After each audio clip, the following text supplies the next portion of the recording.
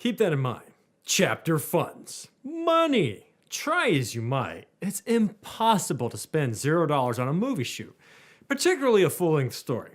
Even if it's just money spent on gas and getting from one place to another for your shoot, you need to raise funds, period.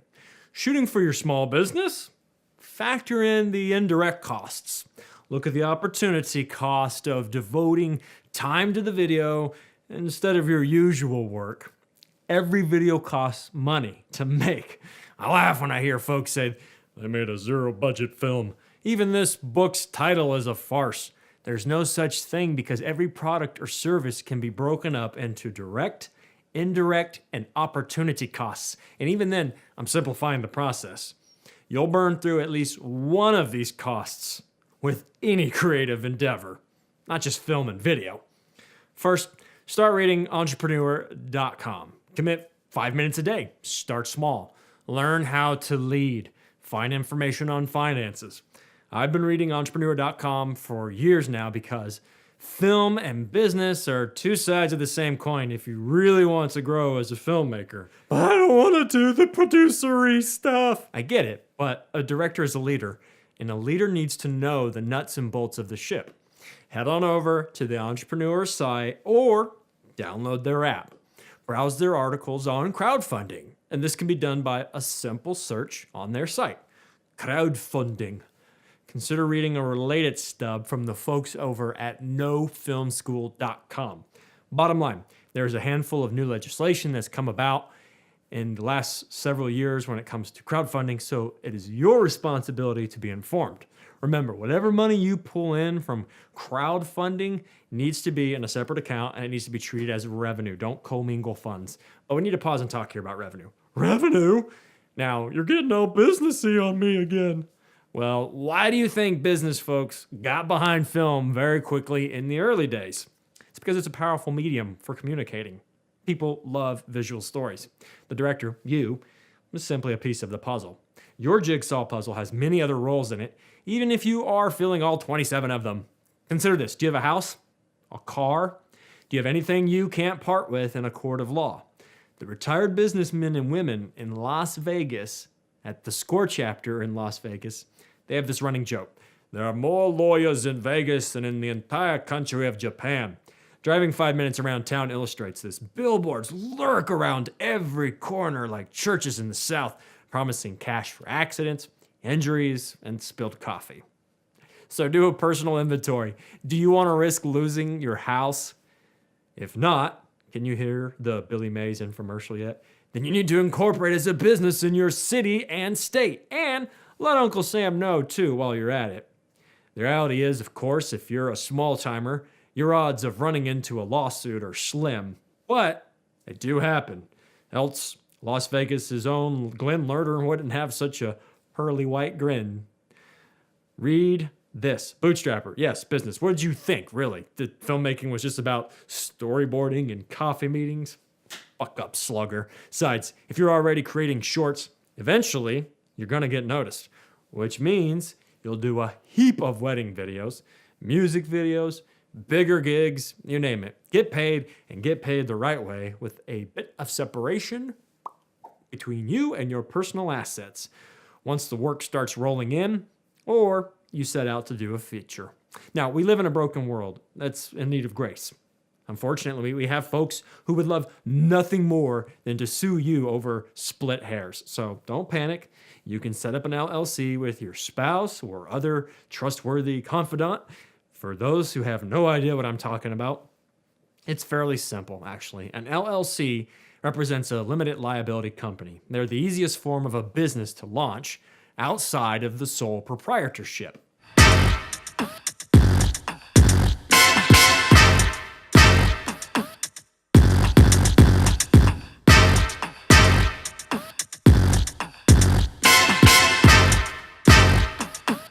If you're married, I recommend setting up an LLC with your spouse or going solo.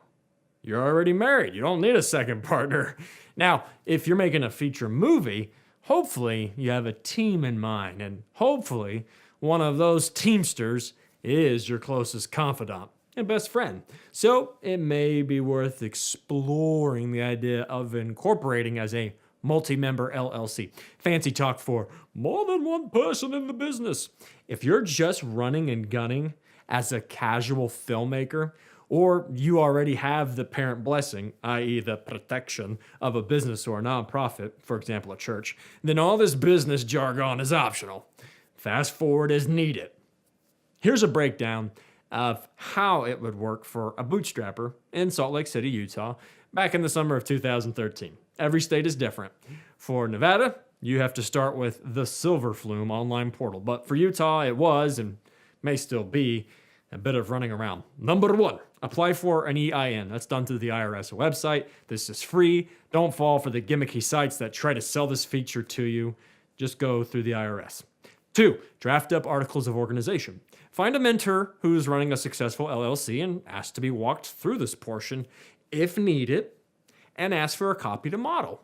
3, go to the Chamber of Commerce, located downtown at approximately 2nd East and 3rd South. Register your LLC with the state by paying about $70 and providing articles of organization. Again, this advice applies to Salt Lake City, certainly in the summer of 2013. Now, back in 2015, Nevada has already invested a lot into their infrastructure with their online portal Silver Flume, so that you don't have to burn gas to go bug a government John or Jane. Go to the business office for your city and file for a home business license. Unless, of course, you guys already have a dedicated office space to fire up your business. This is step 4. It's different for every city. I went to South Salt Lake City at the time because that's where my apartment was located. I've since moved and set up home base in West Valley City, which is in Utah, followed by Las Vegas a couple of times, and then finally in unincorporated Clark County, which are just the nameless parts of the Las Vegas Valley. Number 5. Once all this done, you still need to open that business checking account, which we talked about. You can do it at any bank or credit union. Be sure to shop around. Make sure all the funds for your movie are not in your personal account or anyone's personal account, but in the account for the business that is spearheading the project. I use the name Prior Service Productions from my time at film school with a couple of veterans. They were pretty much from every branch of the military, and so that was the name I used for my LLC. Number 6, keep in mind that by operating a business, you are now a business owner. That means taxes are involved at some point, which I'm always learning about, and I always will be. The IRS has a lot more to say about that than Arlo Guthrie did about Alice's Restaurant. The reason you need to do all of this is to protect you. A lawsuit-hungry thespian is more likely to hit a wall if you have an LLC running your production than if you're a regular old Joe Schmo with a sole proprietorship where personal and business funds coexist in the same account. But you're not going to do that. You're going to separate the accounts and incorporate as an LLC. You're going to be wise as serpents. And again, you're going to find a business mentor in your community and start having lunch with that person. Watch football together. Develop a relationship. These are the kinds of friends and influences that you'll need in your life to actually, A, have the guts to bootstrap, and B, grow. Iron sharpens iron. John Lee Dumas of EntrepreneurOnFire.com always goes back to the observation that we are the average of the 5 people we spend the most time with. I believe he got that from Jim Rohn. Do you need funds for a feature? Of course you do. Better than acquiring the funds, and you should make this a daily part of your prayer, your quiet time, whatever works for you, is knowing how to manage the resources that God's given you. Do it in a godly way. Now, I wasn't praying that prayer when I shot my feature, but ever since launching my first business in Las Vegas, Church Films, it's been pretty much a daily prayer. God, teach me how to multiply your resources and honor you. Remember, money is not the root of all evil. It's the love of money that is the root of all evil. Money is a tool. Ask for wisdom and ask believing that. He's faithful to give you that much. Wisdom, if you seek the counsel and the company of others who will mentor you in this area, be it bootstrapping, fundraising, or video, or filmmaking, God's faithful. Just remember, the difference between the creative and the consumer is often perseverance. When it comes to your crowdfunding, that certainly is true. When it comes to that movie, 12 Till Dusk, when it came to that movie, 12 Till Dusk, well, after 2 rounds of raising money for it, I had nowhere near the amount of money that I had sketched out. And in hindsight, I I was really shooting for that distant planet that Anne Hathaway landed on in Interstellar instead of the moon, where I needed to land and where the Apollo landed. I'll be honest, because like you, I don't like it when vague generalities are offered. You're in the trenches too. So here we go. We were shooting for 16,000 or thereabout, and we wound up getting from multiple sources a grand total of about 5,000 to 6,000. Did we really need 16,000? Nope. We needed much less to go and shoot the film. It was the microbudget's microbudget. We needed money for gas, food for the crew, and a handful of props and film gear. Assets. I didn't blow the budget on a spiffy new camera. We picked up a B camera in the form of a Canon Rebel T4i because we had to meter out our limited budget on what was needed. In a later chapter, you'll understand better what I mean when it comes to talk about shop, i.e. camera gear. Now map out what you need and go for that. Did you catch that? Map out what you need, not what you want. And then if it's in God's will and if your budget has it and you keep asking enough people, maybe you'll get everything you want.